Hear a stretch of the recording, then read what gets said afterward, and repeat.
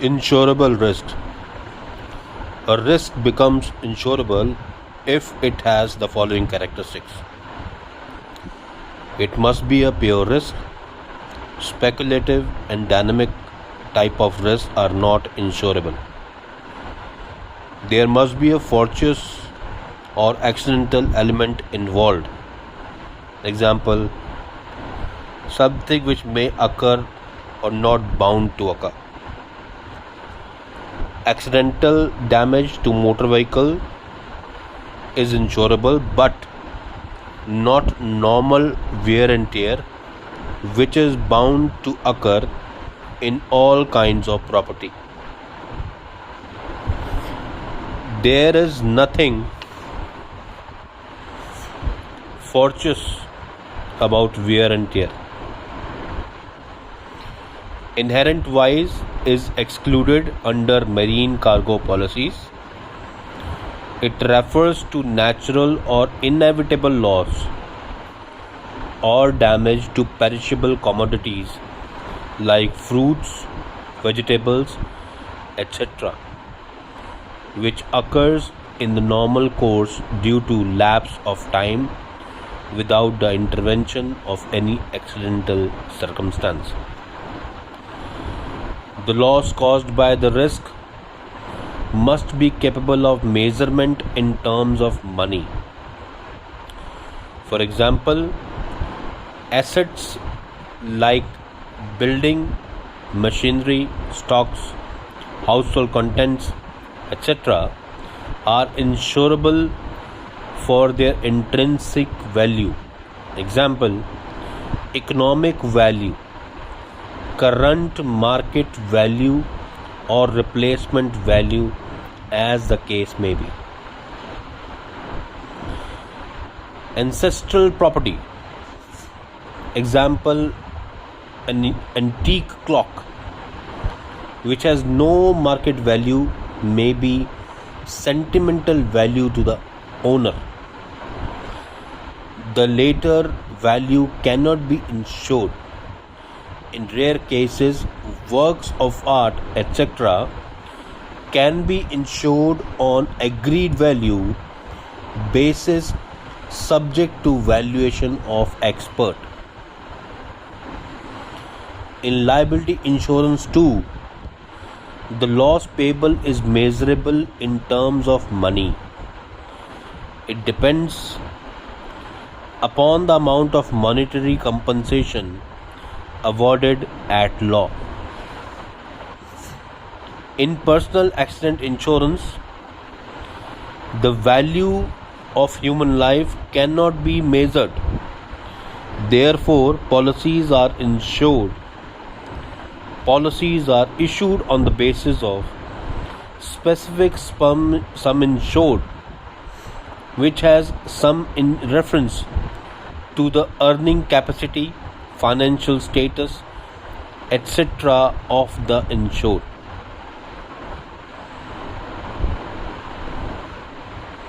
The object of the contract must be legal.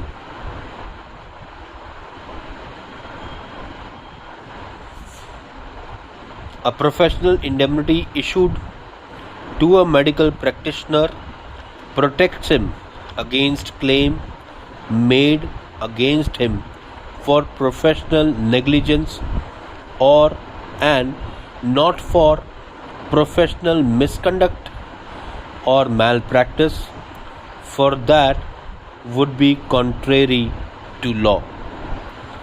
A personal accident policy excludes death or disablement caused by intentional self-injury, suicide, or attempted suicide, and these are offences under the Indian Penal Code.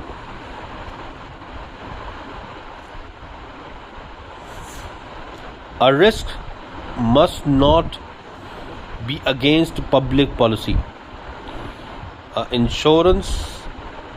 motor vehicle insurance policy pays for accidental damage to the vehicle or legal liability for the injuries of a pedestrian, etc., but no insurance is available to pay for fines for traffic offences, although this may be regarded as financial loss arising out of the motor vehicle.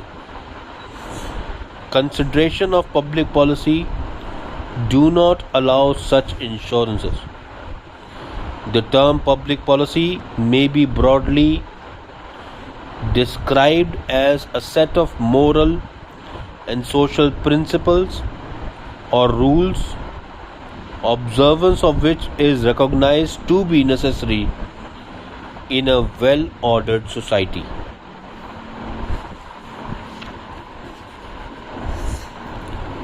The risk must not be such that it may cause high catastrophic losses.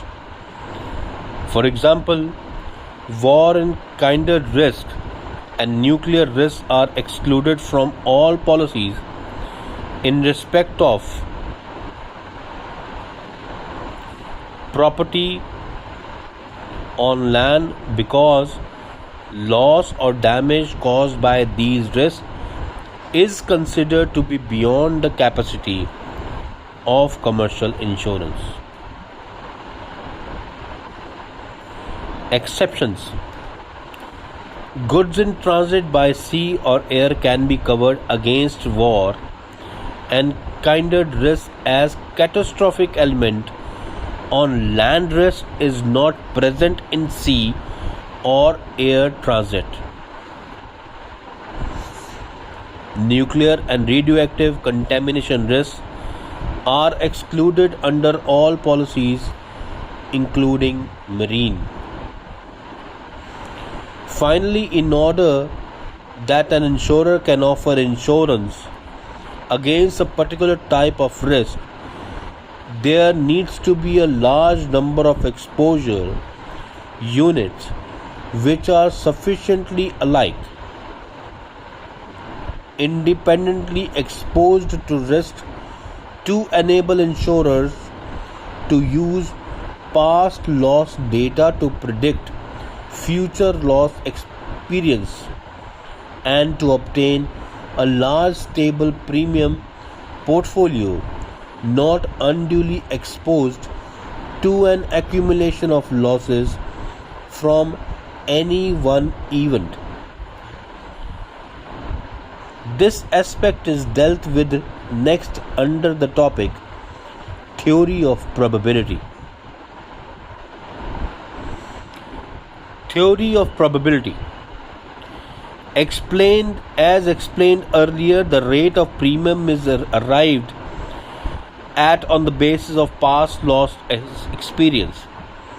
Therefore, statistical data regarding past losses is most essential for purpose of fixing rates.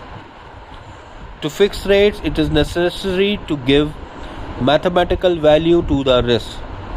For example, if the loss experience is of a large number of motorcycles is collected for a period of say 10 years, the result will indicate the sum total of the losses resulting from theft of the vehicles.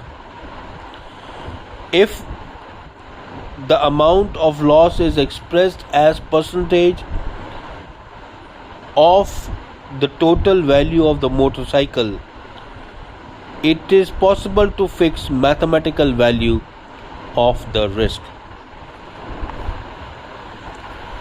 This may be expressed in the formula L divided by V into 100.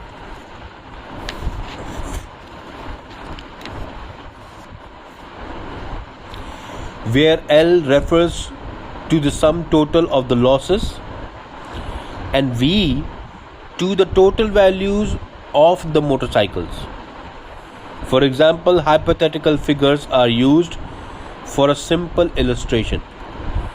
Value of the motorcycle rupees 50,000. Loss experience: out of 1,000 cycles in say 10 years, 50 cycles are stolen. On average, 5 motorcycles become total losses due to theft every year. Now, applying the formula, the result will be L divided by V into 100, that is 50,000 into 5 divided by 50,000 into 1,000, which equals to 2,50,000 divided by 5 crores into 100, that is 0.5%. Therefore, the rate of premium that a motorcycle owner pays is 0.5% of rupees 50,000, that is 250 rupees per year. Now, this is called the pure premium, which is loaded, as explained earlier, to produce the final premium of, say, rupees 300. The mathematical value is determined by examining a large number of cases exposed to the same degree of hazard.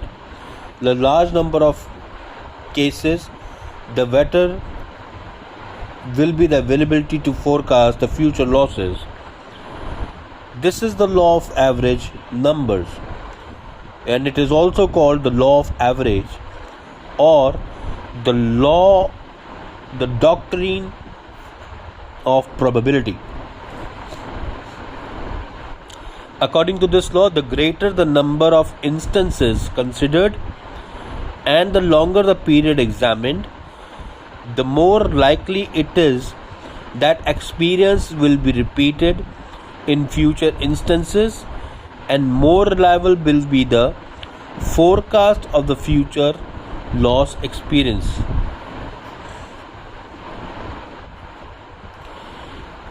In the above example, it is assumed that 5 motorcycles will be total loss in a year.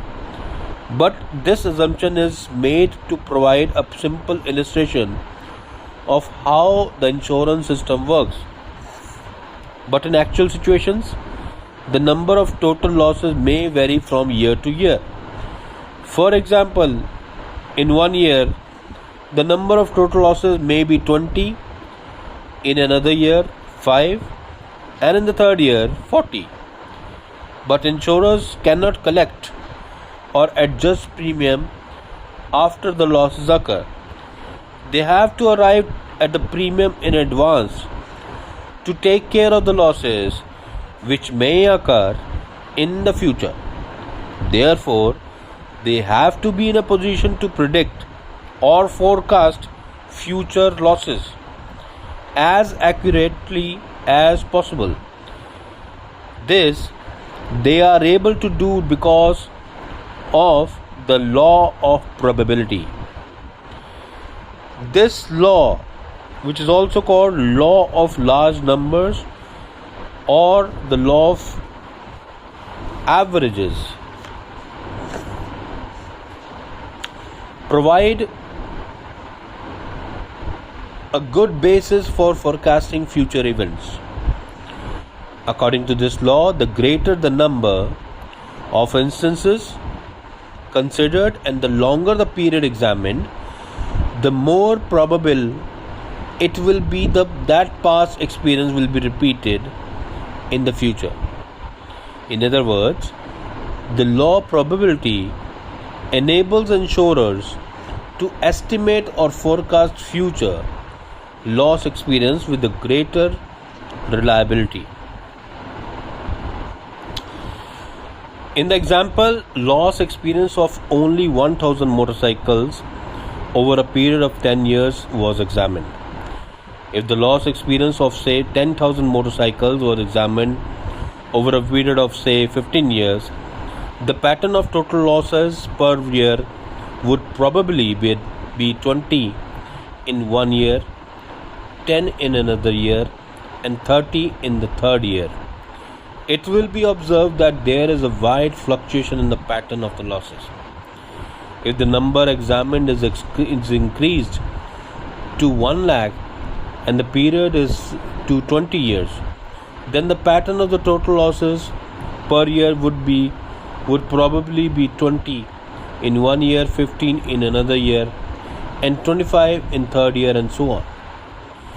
If the numbers of the unit examined and the periods are further increased, then the loss pattern would probably be 20 in 1 year, 18 in another year, and 22 in the third year, and so on, resulting in more reliable average. Thus, it will be observed that with increase in the number of the cases insured, the difference between the actual future losses and the estimated future losses becomes less and less.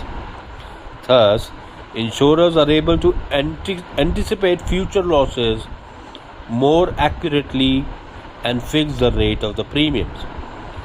This is the reason why it is said that for successful operation of the insurance business, a large number of risks should be available for the insurance. The requirement of a large number has dual application. To estimate the underlying probability accurately, the underwriters must have a sufficiently large volume of data. The larger the sample, the more accurate will be the estimate of the probability. Once the probability estimates are worked out, sufficiently large numbers of insurance contracts must be entered into to avoid possible losses as a result of small volumes of business. In making estimates on the basis of historical data, underwriters assume that things will continue to happen in the future as they have happened in the past. The insurance company is able to do something that the individual cannot, and that is to predict within reasonable limits the amount of losses that will accurately occur. Insofar as its predictions are completely accurate, the insurance company faces no possibility of losses, for it will collect from each individual a share of the total losses or expenses as they occur. If the predictions are not accurate, the premiums the insurers has charged may be inadequate, and as such, the insurers would incur a loss. If, on the other hand, premiums collected are more than adequate, the insurers would make a profit. The accuracy of the insurer's prediction is based on the law of large numbers. This is possible because of laws of probability which enable more accurate calculations possible when large volumes are involved. Probability theory is the body of the knowledge concerned with measuring the likelihood that something will happen and making estimates on the basis of this likelihood. It deals with random events and is based on the premises that while some events appear to be a matter of chance, they actually occur with regularity over a large number of trials, revealing a measurable pattern, as it were. The likelihood of an event is assigned a common numerical value between 0 and 1, and those that are impossible assigned a value of 0, and those that are inevitable assigned a value of 1. Even that may or may not happen as assigned values 0 or 1, with higher values assigned to those estimated to have a greater likelihood or probability of occurring. In reality, events assigned 0 probability may be in rare circumstances actually happen, and events assigned 1 probably may be rarely fail to happen.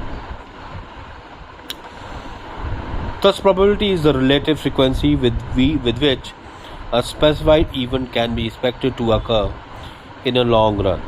For example, in a large number of tosses, A coin can be expected to come up heads as often it comes up tails.